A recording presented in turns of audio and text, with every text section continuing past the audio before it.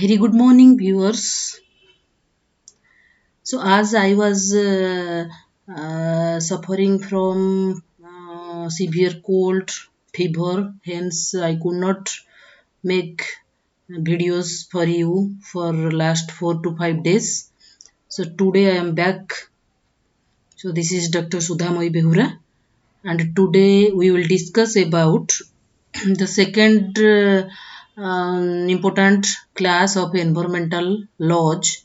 In the environmental law section, we have already discussed about the Water PCP Act, which was enacted in the year 1974, and today we will discuss about AR PCP Act 1981. Till I am weak today, okay, so my throat, there are some problems in my throat, so I hope you all will adjust with my voice, okay. So as you know, we are all present here because I am preparing one lecture series for you all, the AECC1 Environment Study and Disaster Management students in first semester B.Sc become BA. Okay, so today let us discuss what are the important features are there in your ARPCP Act. So what does it ARPCP Act means? As I told you in my previous class of Water Act, that PCP means Prevention and Control of Pollution. Okay, so let us see. So as I told, that law means, or environmental legislation means, it is the plan of action adopted by the government. Okay, so rationalizing the course of action, so which takes some actions to protect our environment from being polluted. Okay, so the environmental legislation tries to enact all the laws of environment. So it is not at all limited within one or two, as we have discussed in our first class. We discussed about Water Act. Today we will discuss about Air Act. So never think that this environmental legislation is just limited within these small number of acts. Okay, there are several acts. So we will discuss few as per your syllabus, but there are more than there are many acts. Okay, which deals with your protection of environment. So the environmental legislation, although varies from country or continent, and it focuses on a common goal. Okay, and the main goal is to protect the environment from pollution. Okay, so it is a policy being framed which will encourage productive and enjoyable harmony between man and his environment. Okay, because as you know that we the human being are a part of the environment, because we are the abiotic, we are the coming under the biotic component of the environment, and all the biotic component and abiotic component are interacting with each other. So for the well-being of human being, or for leading a healthy habit, we definitely will depend upon healthy environment, isn't it? So this is the main objective of environmental policies, to make our environment or surrounding clean, okay, and free from pollution.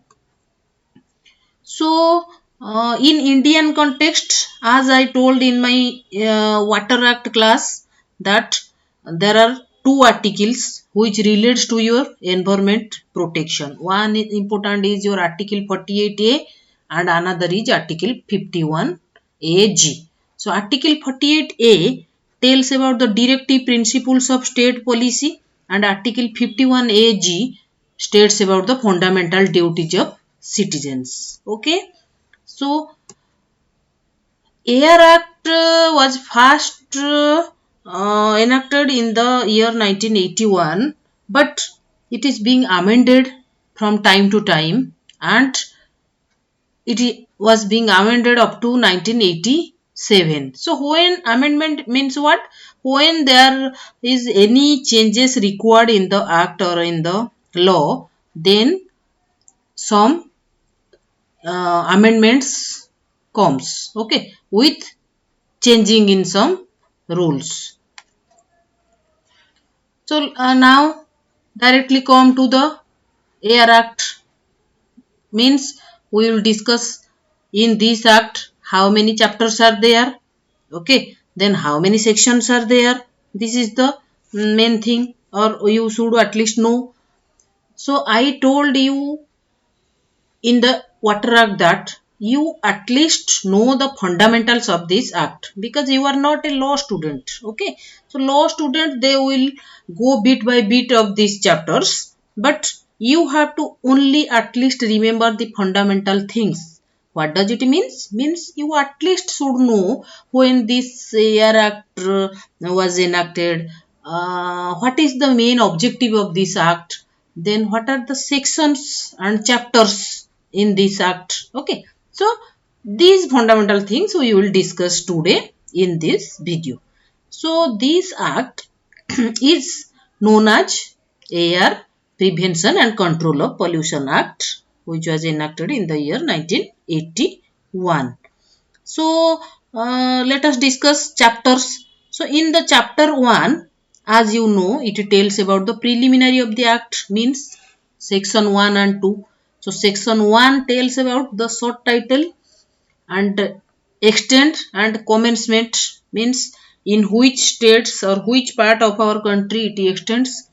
Then some definition of the important word which is used in this act, okay.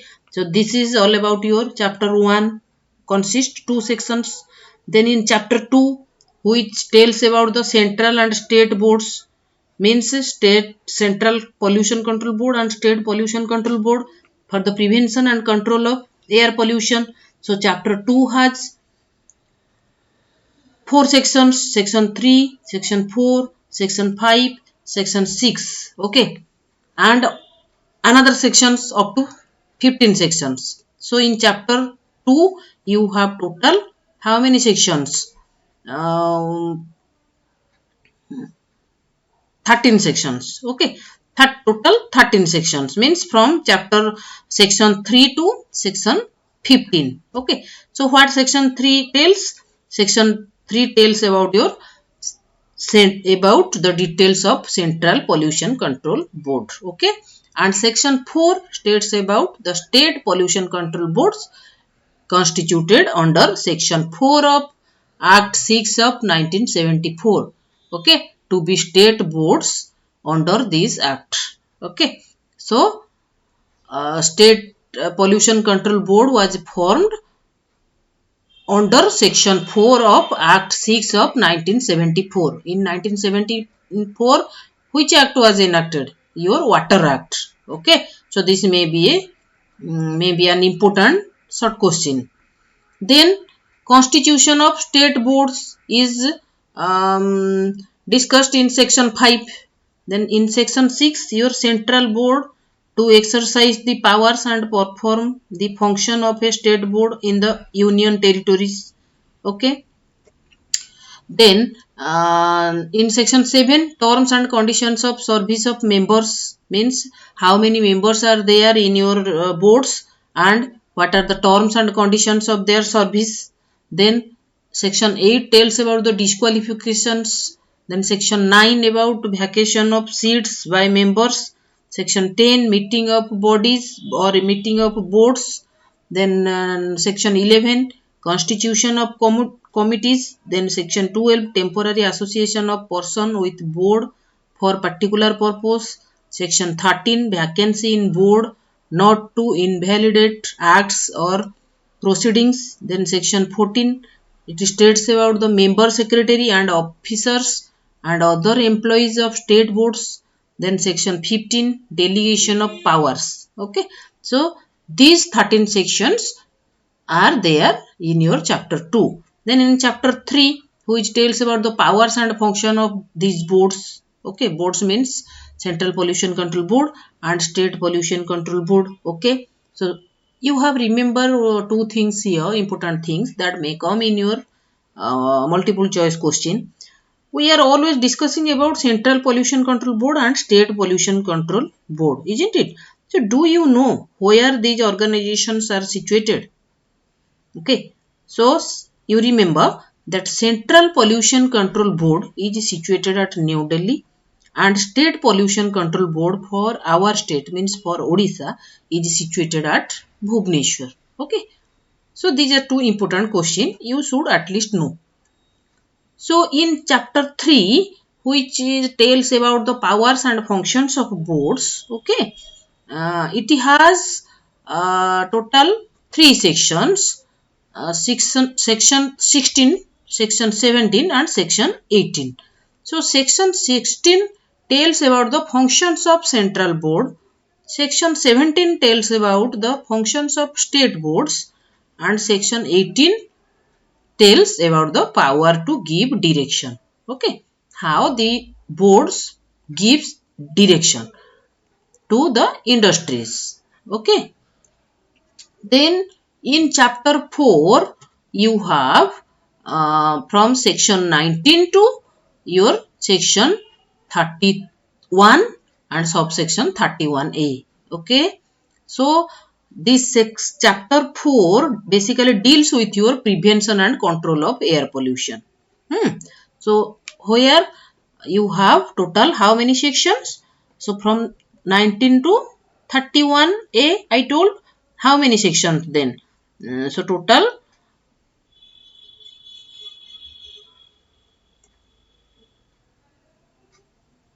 15 sections, isn't it? So section 19 tells about the power to declare air pollution control areas. So pollution control boards, they have the power to declare one region as air pollution control areas. Okay, after analyzing the air quality of that particular area.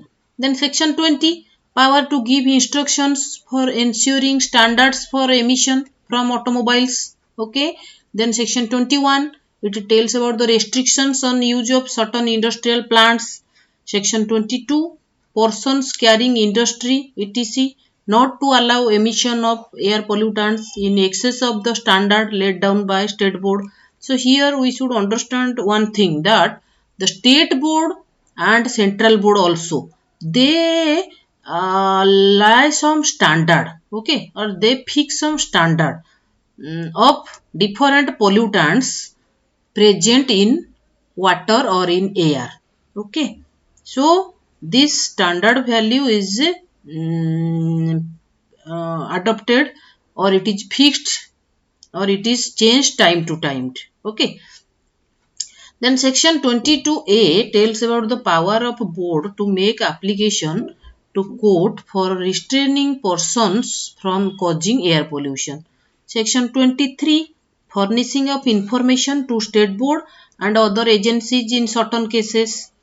So you have to furnish case some data, okay, to the state board under necessity. Then section 24, power of entry and inspection. Then power to obtain information.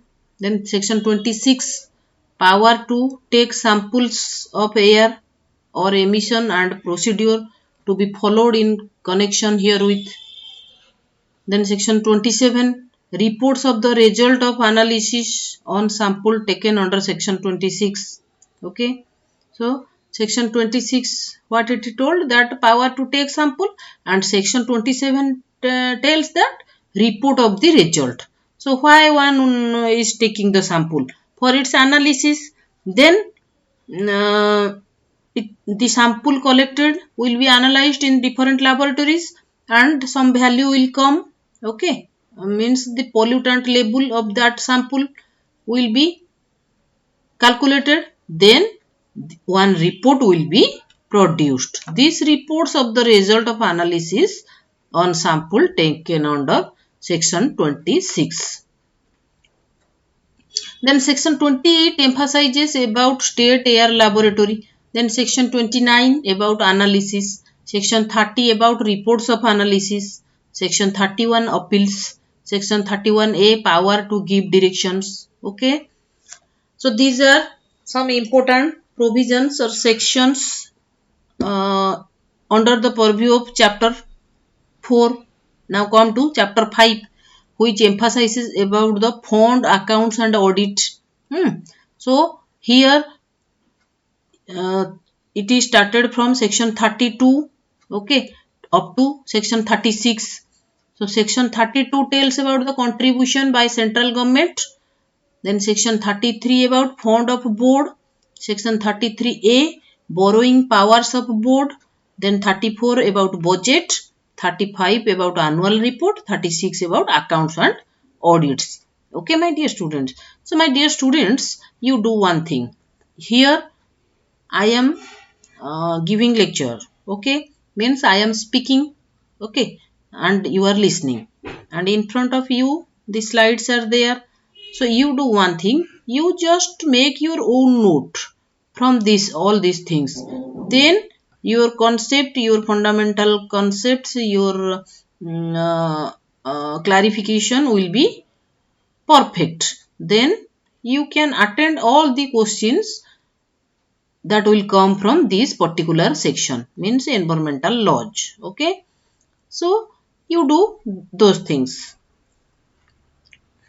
So now come to chapter 5, which tells about the funds, accounts and audits. Okay. Now you become clear that it contains total 6 sections, 32, 33, 33A, 34, 35, 36, and it tells about the fund, accounts and audits. Now come to section 6, chapter 6, okay, which tells about the penalties and procedures.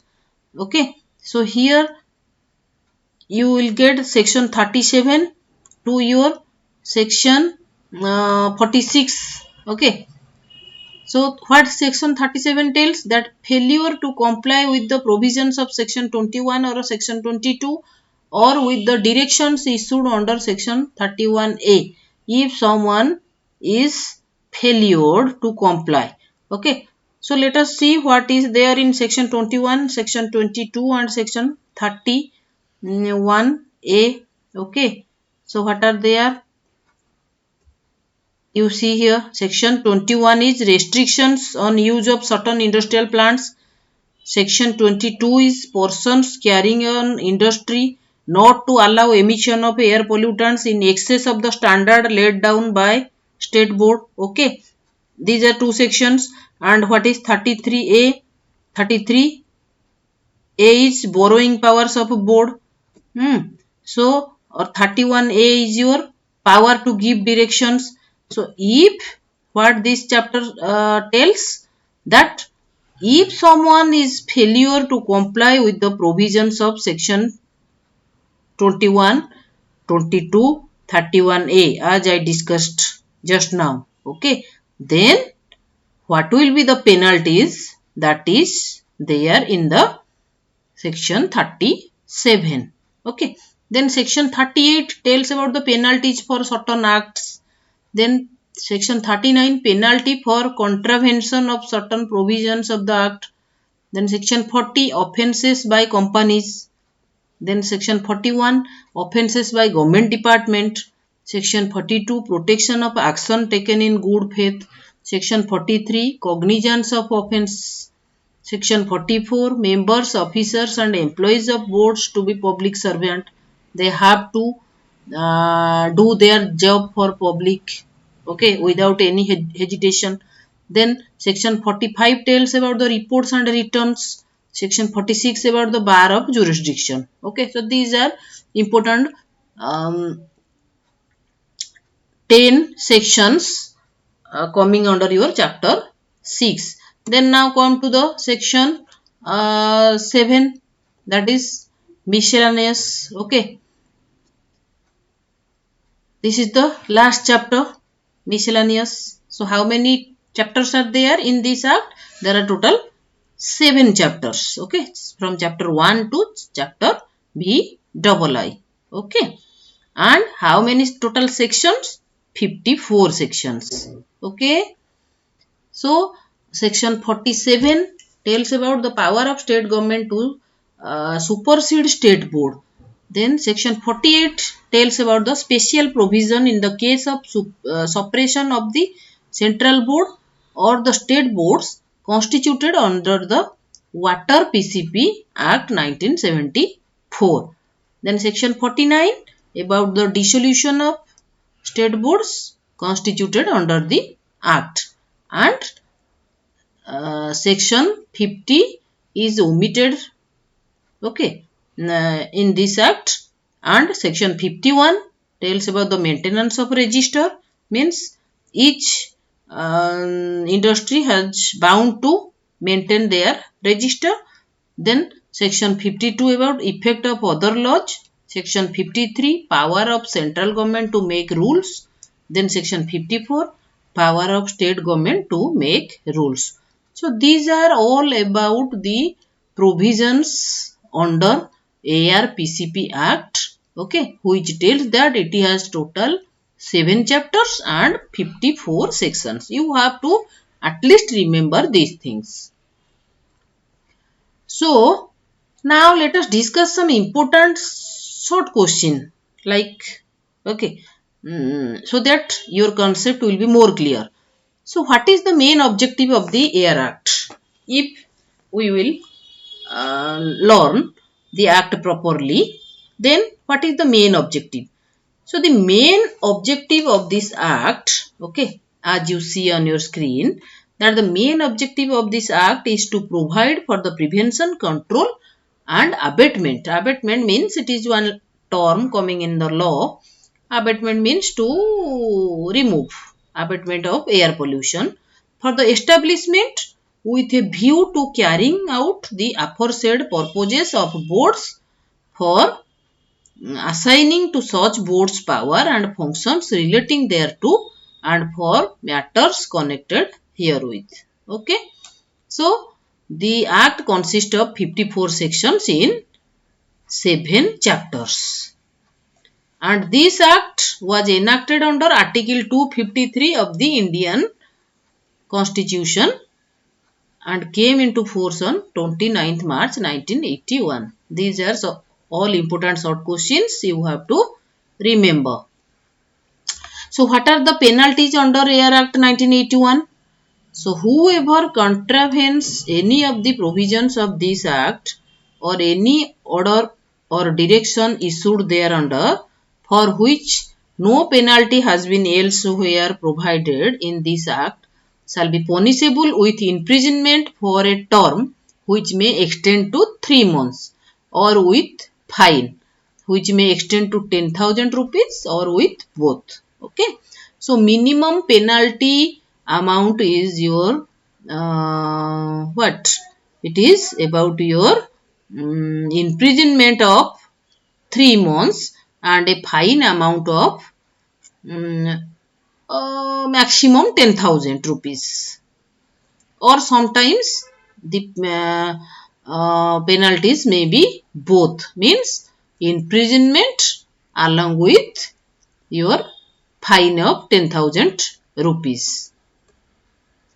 So the main function of State Pollution Control Board is to plan a comprehensive program for prevention, control and abatement of air pollution, and to secure the execution thereof, to advise the state government on any matter concerning prevention, control and abatement of air pollution. So these are the main function of the State Pollution Control Board. So this may be your short note type question asked in the examination. So another important question is, who is an occupier under the AIR Act? Occupier. Okay. So section 2J. In section 2 what I told, that it is coming in your chapter 1, isn't it? And which tells about some important definition of some certain important terms. So occupier is one term, which or who can be the occupier here in this act? So emission, any solid or liquid or gaseous substance coming out of any chimney, duct or flue or any other outlet. Okay. This is the occupier as per section 2J, and section 2M occupier defines the person who has control over the affairs of the factory or the page 4 premises, and include in relation to any substance the person in possession of the substance. Okay, so you have to learn bit by bit of this act so that you can understand. Then another important question is, what is consent requirement in the context of Air Act 1981? So consent, in order to control air pollution, the act has declared certain areas as air pollution control area. Okay, and the act has made it mandatory for an entrepreneur to obtain consent from the SPCB. SPCB means State Pollution Control Board. So those areas which will be declared by the your air pollution control areas, they have to obtain consent from State Pollution Control Board if he or she is running or establishing any industry or process which discharges pollutants into air and polluting the air. Okay, are you getting my point or not, my dear students? I hope that you are understanding these chapters in a better way. Okay, if any doubt, then you are free to ask any question in my comment section so that I can reply your queries. Okay, so now let us very quickly revise the summary of this Air Prevention and Control of Pollution Act 1981 of India. Okay, so it will take another 3 to 4 minutes, so don't be worried, okay, or don't be bored. I am just going to finish this video. Just patiently listen for another 3 to 4 minutes. Okay, my dear students. Okay, so let us now go to the summary. So it is also a comprehensive legislation with more than 50 sections. As I told you that total 54 sections are there in 7 chapters. So it makes provisions for central and state boards power to declare pollution control areas, then restrictions on certain industrial units, authority of the boards to limit emission of air pollutants, and power of entry, inspection, taking samples and analysis, then penalties, offences by companies and government, and cognizance of offences, etc.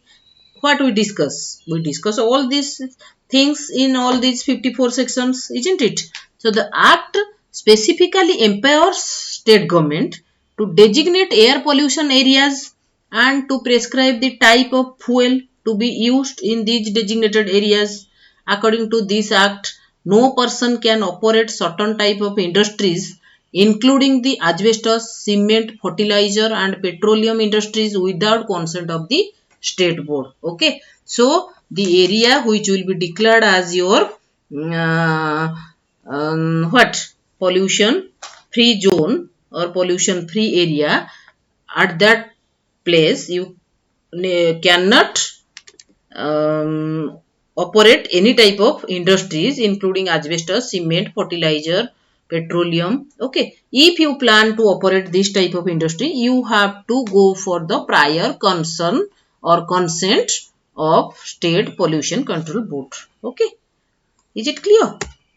So the government passed this act in 1981 to clean up our air by controlling pollution. It states that sources of air pollution such as industry, vehicle, power plant, etc. are not permitted to release particulate matter, lead, carbon monoxide, sulfur dioxide, nitrogen oxide, volatile organic compounds or other toxic substances beyond a prescribed label. Okay, so there are some certain limitations. So to ensure this pollution control board PCBs have been set up by government to measure pollution level in the atmosphere and at certain sources by testing the air. Okay, testing means what? by taking the sample and its analysis. This is measured in parts per million or in milligram or microgram per cubic meters. Okay. So these are some important summary. Then powers and functions. What are the important powers and functions? So Central Pollution Control Board has some important powers, like the main function of the Central Board is to implement legislation and created to improve the quality of air, okay, and to prevent and control air pollution in the country. These are the main function of the Central Board. Then the board advises the central government on matters concerning the improvement of air quality and also coordinates activities, provides technical assistance and guidance to state boards and lays down standards for the quality of air. It collects and disseminates information in respect of matters relating to air pollution and performs functions as prescribed in the Act. Okay. These are the important function of your Central Pollution Control Board. Now, let us look to the function and power of State Pollution Control Boards. Okay. So, the state boards have the power to advise the state government. Central board has the power to advise central government, and the state board have the power to advise the state government.